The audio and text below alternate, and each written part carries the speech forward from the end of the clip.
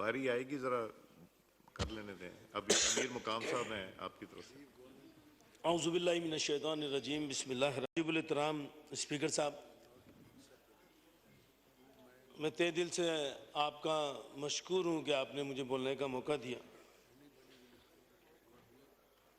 और मैं यही तवक्का करना चाहूँगा कि जिस तरह साबिक स्पीकर हमारे, उनको गुफ्तगू करने का मौका दिया गया, कादर पटेल भाई को गुफ्तगू करने का मौका दिया गया, मौलाना फजलुर रहमान बुज़ुर्ग हमारे सीनियर पार्लियामेंटेरियन, उनको मौका दिया गया, इसी तरह मुझे भी मौका दिया जाएगा। बहुत कुछ है कहने के लिए, लेकिन पहले मैं जो हालात और वाक़यात जिस ऐवान में हमें लाके यहाँ बिठाया गया है लोगों ने, मैं कम से कम पहले शायद उसकी बात कर लूँ, फिर दीगर बातों पे आ जाऊँगा। जनाब स्पीकर, इसे हाउस को अगर ऑर्डर में ये अपने जुमले करेंगे तो यकीन करें इतने खतरनाक जुमलों के जवाब दिए जाएंगे। आप बात कीजिए। मोहतरम स्पीकर, के हैस्को हमारी जो पावर कंपनी है, हमारा मिनिस्ट्री है, उसमें हैस्को और सिंध में सेपको दो चीज़ आती हैं, और हैस्को और सेपको के अंदर अभी तक तकरीबन 28 दिन गुजर चुके हैं और अभी तक चीफ वहाँ पे सीईओ लगाया नहीं जा सका।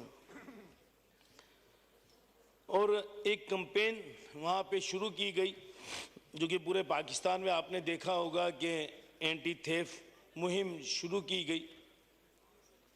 और हैस्को कंपनी में 13 डिस्ट्रिक्ट आते हैं और 13 डिस्ट्रिक्ट में एक उसमें हैदराबाद शहर भी आता है।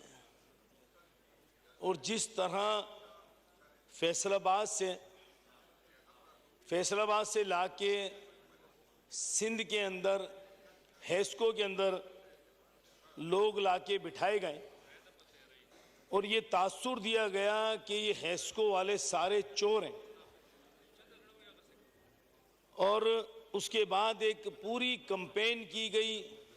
एफआईए ने ताबड़तोड़ हैदराबाद शहर के अंदर, जिस तरह मैंने कहा कि 13 डिस्ट्रिक्ट हैं, 13 डिस्ट्रिक्ट में सिर्फ और सिर्फ अगर कोई कार्रवाई हो रही है तो वो हैदराबाद में हो रही है। 13 डिस्ट्रिक्ट में से सिर्फ हैदराबाद के अंदर ये मुहिम चल रही है, और उसका असर ये आया है कि 2023 में जब ये मुहिम शुरू की गई तो 24.96 लॉसेस थे,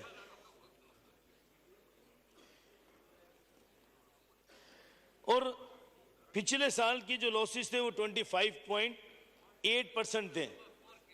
यानी कि सिर्फ और सिर्फ 0 का इजाफा हुआ इस पूरी एक साल की 8 महीने की एक्सरसाइज में, जो हैस्को के अंदर एक्सरसाइज चल रही है।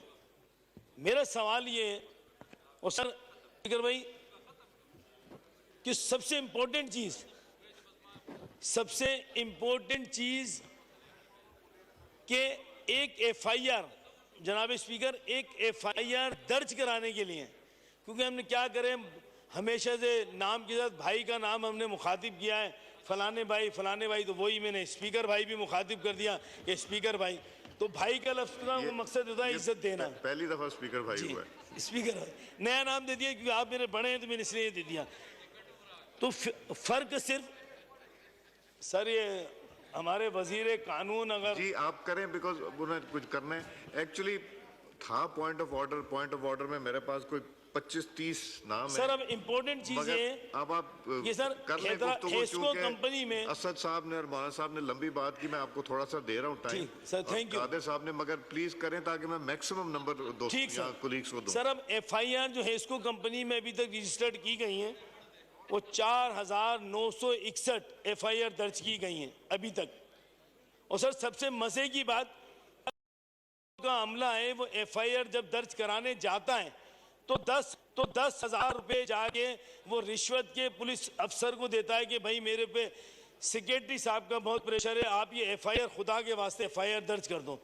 यानी कि पहली जब एफआईआर दर्ज कर रहा है तो 10,000 रुपए वो करप्ट पुलिस को दे रहा है एफआईआर दर्ज करने के। सर फिर 4,961 एफआईआर में ऐसे जो हेस्को लॉयर कर रहा है, हेस्को वकील कर रहा है, सर एक एफआईआर पे 15,000 रुपए वो हेस्को दे रहा है, जिसकी लागत अभी तक जो 4,961 एफआईआर है 7 करोड़ से ज्यादा हेस्को पेमेंट कर चुका है। यानी कि एक एफआईआर पे 25 करोड़ है। और सर इस सारा का रिजल्ट क्या आया? रिजल्ट कुछ भी नहीं, जीरो। तो सर मेहरबानी फरमा के कि जब एफआईआर कटवाने के भी पैसे दिए जा रहे हैं, हेस्को वकील भी कर रहा है और ये 95% एफआईआर सी क्लास हो चुकी हैं, रिजल्ट जीरो। तो सर और ये कहना कि हेस्को कंपनी में 13 डिस्ट्रिक्ट है और चोरी सिर्फ हैदराबाद के अंदर हो रही है, तो मैं इसकी यहाँ पे खड़े होकर शदीद अल्फाज में मजम्मत करता हूँ कि हैदराबाद शहर के वो लोग कराची के हों या हैदराबाद के हों, वो टैक्स पेयर हैं, टैक्स देते हैं। टैक्स के ऊपर सिर्फ कराची के टैक्स से पाकिस्तान का मईशत का पहिया चलता है। और अगर हैदराबाद शहर के लोगों को चोर कहा जाएगा तो यहाँ पर मैं शदीद मजम्मत करूंगा अपने शहर के नुमाइंदे होने की हैसियत से।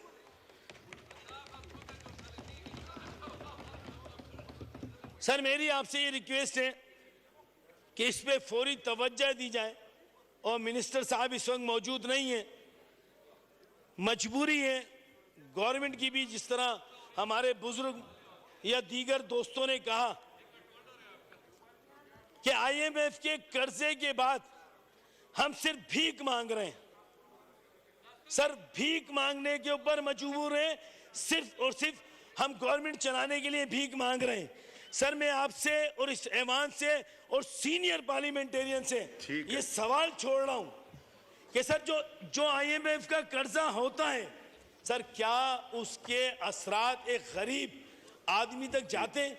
सर इस 850 घरानों को उसका बेनिफिट मिलता है, आम आदमी को उसका कोई भी असर नहीं पड़ता।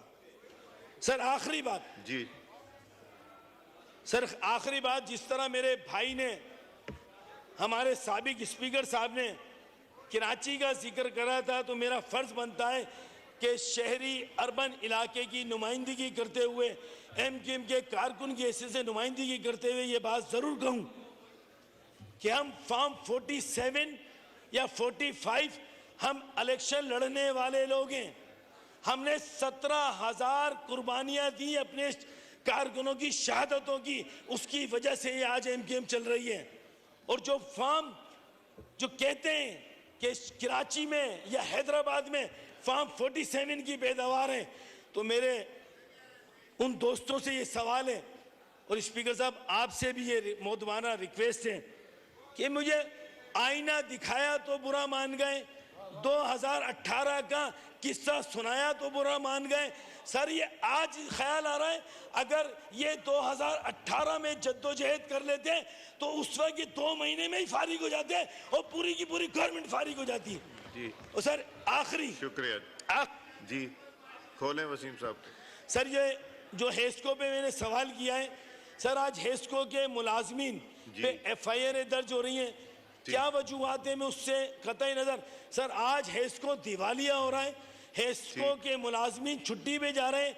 सर ऐसा ना हो कि वो हेस्को के मुलाजमीन रोडों पे आके खड़े हो जाएं और आके वो हेस्को के खिलाफ ही कहें कि हम काम करने से इनकार कर रहे हैं, जिस तरह सर मुल्तान के अंदर हुआ है। शुक्रिया जी, ठीक है, हो गई बात जी। वसीम साहब सर इसमें मैं चाहूंगा कि आप थोड़ा इनिशिएटिव लें और मिनिस्टर साहब को कहें कि इस मसले को हेस्को के फौरी तौर पे टेकअप करें, क्योंकि हेस्को के मुलाजमीन छुट्टियों पे जा रहे हैं, काम करने की तैयार नहीं। बहुत शुक्रिया। इकबाल आफरीदी साहब, पॉइंट ऑफ ऑर्डर।